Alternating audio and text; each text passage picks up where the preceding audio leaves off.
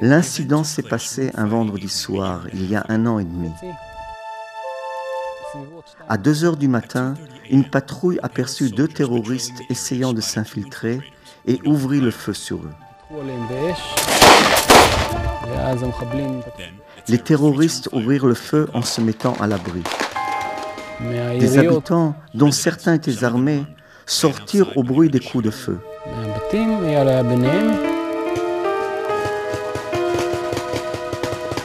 Les terroristes surgirent de derrière l'habitation et attaquèrent l'un d'eux.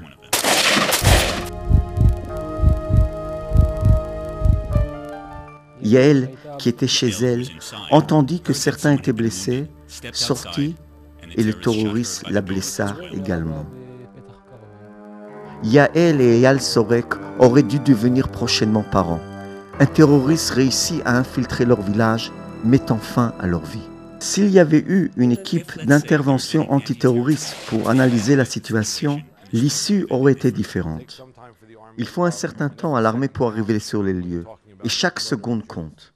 S'il y avait eu une équipe d'intervention antiterroriste, ils auraient pu fermer le périmètre et liquider les terroristes plus tôt. Il est évident qu'avec un entraînement spécial et le matériel nécessaire, les pertes auraient été moindres que 20 morts.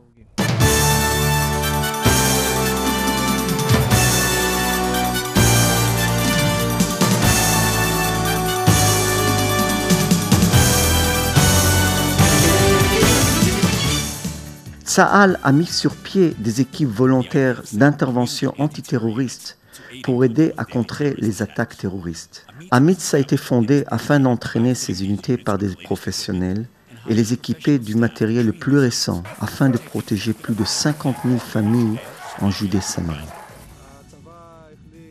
L'armée a recommandé à chaque village de mettre en place une équipe de sécurité, sachant qu'elle ne peut atteindre chaque endroit à chaque incident et limiter ainsi les pertes en vie humaine. 3 habitants ont entendu des tirs et y ont répondu rapidement. Ils coincèrent le terroriste sur leur feu au rez-de-chaussée et grâce à leur rapide intervention, l'empêchèrent de monter à l'étage où 7 membres d'une famille se trouvaient ou de s'approcher d'autres maisons. Depuis septembre 2000, 52 Juifs ont été tués par suite d'infiltration dans les villages de Judée-Samarie et Gaza.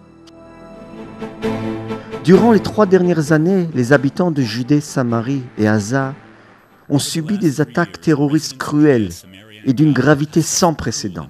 Le 16 juillet 2002, un bus bondé faisait route vers la localité d'Emmanuel quand soudain il fut attaqué par une cellule terroriste armée jusqu'aux dents. Tout à coup, il y a eu une explosion dans le bus. Pendant à peu près 25 longues minutes qui parurent une éternité, nous avons vu la mort en face.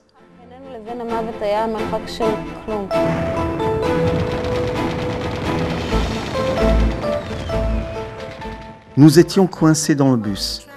Les tirs continuaient et une voix intérieure me disait de contrôler où était Saralé. Je l'avais poussé entre les sièges, mais je vis qu'une balle l'avait touché et tué exactement de la même façon que sa grand-mère, juste au-dessus du sourcil gauche. La seule chose que j'étais capable de faire était de prier Dieu et attendre la mort.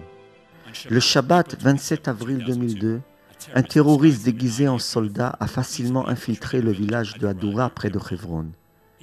Il est entré dans la première maison qu'il a rencontrée et ouvrit un feu nourri à bout portant. J'étais dans la pièce avec mes 3 enfants. Ils étaient assis sur leur lit s'habillant pour Shabbat pour aller à la synagogue pendant que leur père les attendait. J'ai levé les yeux et vis un homme fou debout à l'entrée. Il commença à tirer sauvagement. Je lui ai crié « Qu'est-ce que tu fais ?» J'ai réussi à atteindre ma chambre criblée de balles. Je suis retourné dans la chambre des enfants où je vis Daniela qui saignait du front. Je l'ai tout de suite glissé en dessous du lit et je me suis dit « Daniel et Eliad sont en train de mourir devant tes yeux. » Eliad ne répondait pas non plus. Je pensais qu'il était mort. Je croyais qu'il avait été touché à la tête. Les secours ne sont pas arrivés parce que les personnes de garde n'étaient pas préparées à ce genre de situation. Il n'y avait pas d'équipe pour répondre à l'appel. Ça leur a pris longtemps pour arriver. Nous devons prendre les mesures nécessaires afin que ceci ne se reproduise plus. Et si cela devait se reproduire, qu'au moins nous y soyons préparés. À cause des incidents passés, durant les 3 dernières années, nous n'avons pas eu le choix que de créer des équipes locales antiterroristes qui sont les premières arrivées sur place afin de prendre la situation en charge. Nous commençons l'entraînement. Go!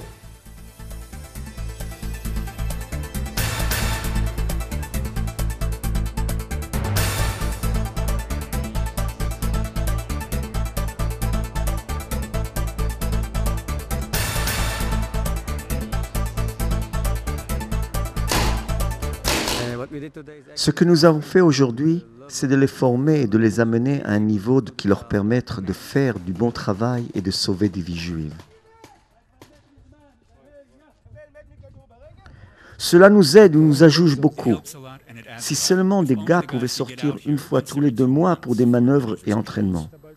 Le problème que j'ai rencontré pendant le recrutement de l'équipe d'intervention était que la majorité des recrues n'avaient jamais porté d'armes.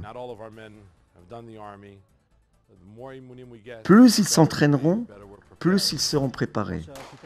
Même si cette équipe est composée de gens n'ayant pas fait l'armée, leur capacité à être une équipe de sécurité font croissante à mesure que le temps passe. Sur le long terme, leur capacité s'améliore.